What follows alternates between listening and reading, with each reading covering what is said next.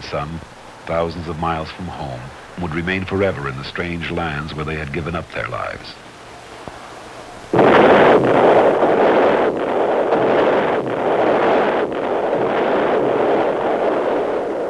In the United States, demobilization after World War II came fast. The hardware of war was scrapped for iron to supply assembly lines, which had been converted back to the production of peacetime goods.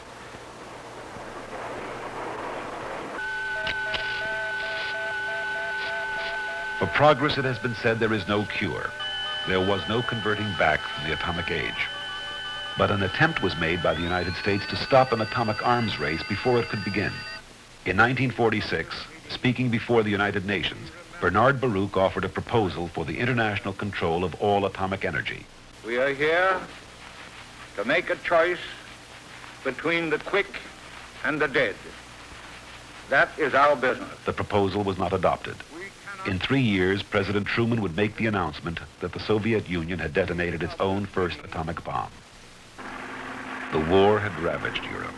4 years' accumulation of Nazi oppression, air raids, bitter land fighting had leveled cities, ruined farms, wrecked factories, shattered family ties, and killed and maimed millions. The United States offered massive help. The European Recovery Program, the Marshall Plan, was open to all. But amid growing strain between the West and the Soviet Union, Eastern European countries rejected it. Under the Marshall Plan, billions of dollars in building materials, tools for industry, farm machinery, were sent to Western Europe, and with will and determination, it began rebuilding.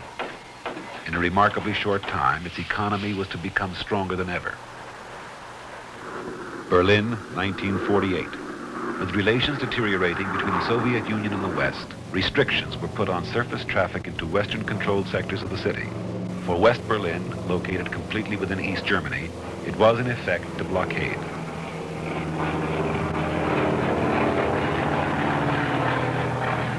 In response, the Western powers began supplying the city with food and other necessities through a massive airlift.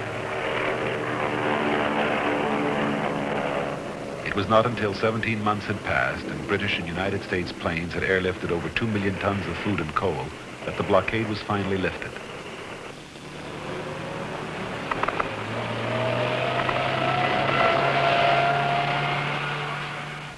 For the Western nations, remembering Hitler and the hard-learned lesson that weakness can be an invitation to aggression, the preservation of peace and stability lay in part in collective security. The North Atlantic Treaty Organization, NATO, was formed. Troops of 15 nations would march under its flag.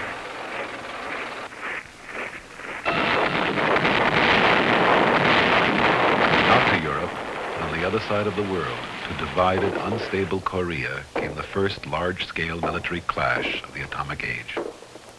On June 25th, 1950, as refugees fled south, the misery of man slaughtering man began again.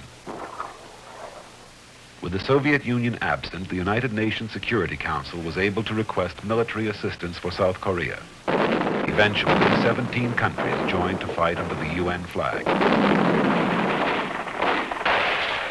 The military objective of the United Nations was to restore Korea to its pre-attack boundaries. It was, in this sense, a limited war, the first of its kind. It was a war to deter aggression, to make it unprofitable. A military action to control the danger of a larger war. After 3 years of fighting, after many months of negotiation, the objective was finally achieved.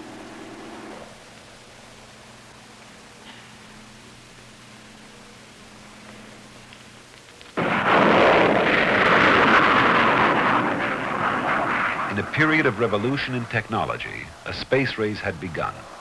Now, under continued east-west tension, it accelerated. Both sides developed rocket engines with ever-increasing thrust and range. With Sputnik 1, the Soviet Union was first to put a satellite into orbit around the Earth. As a prelude to putting the first man into space, it was soon conducting experiments with human beings and investigating the bizarre phenomenon of weightlessness.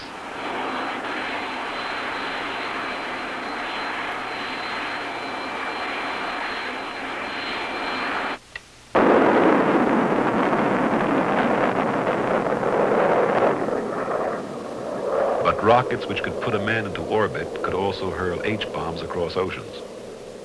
Both the United States and the Soviet Union developed medium-range and long-range ballistic missiles.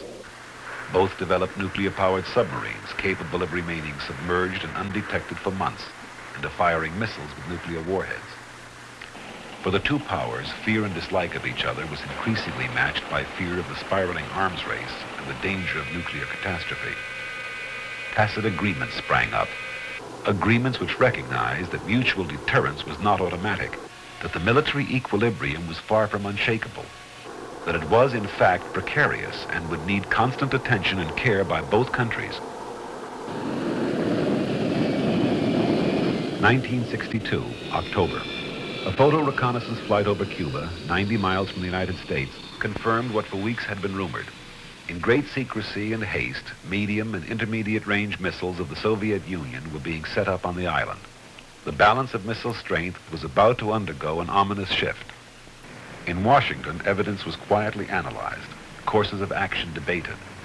On the seventh day of the still secret crisis, President Kennedy went on radio and television to reveal the missile buildup and to state the position and the controlled response of the United States. First, to halt this offensive buildup, a strict quarantine on all offensive military equipment under shipment to Cuba is being initiated. All ships of any kind bound for Cuba, from whatever nation or port, will, if found to contain cargoes of offensive weapons, be turned back. Second, I have directed the continued and increased close surveillance of Cuba and its military buildup.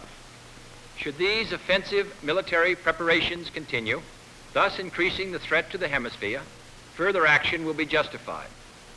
Third, it shall be the policy of this nation to regard any nuclear missile launched from Cuba against any nation in the Western Hemisphere as an attack by the Soviet Union on the United States, requiring a full retaliatory response upon the Soviet Union.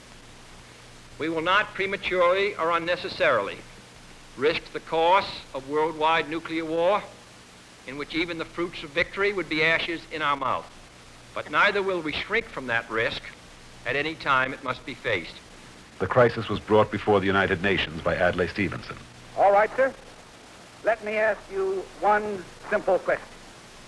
Do you, Ambassador Zorin, deny that the USSR has placed and is placing medium and intermediate range missiles and sites in Cuba? Yes or no? Don't wait for the translation, yes or no?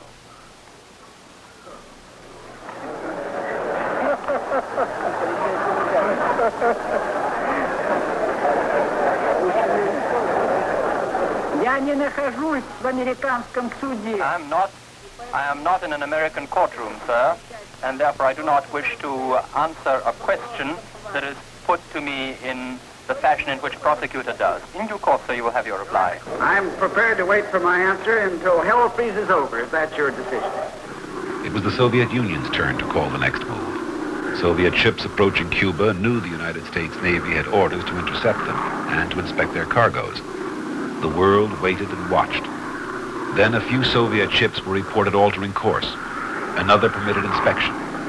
Finally, after 6 anxiety-ridden days, the Soviet Union, acting also with restraint and control, agreed to withdraw the Cuban missiles. And the world could breathe again.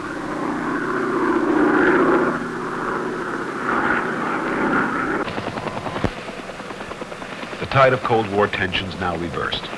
Ambassador Averell Harriman returned to the United States from Moscow, where he had succeeded in negotiating a treaty which banned atmospheric and underwater tests of nuclear weapons. Accompanied by Secretary of State Dean Rusk, he reported to the vacationing president. Later in Moscow, the agreement was signed by the United States, the Soviet Union, and Great Britain. It would eventually bear the signatures of 100 more nations.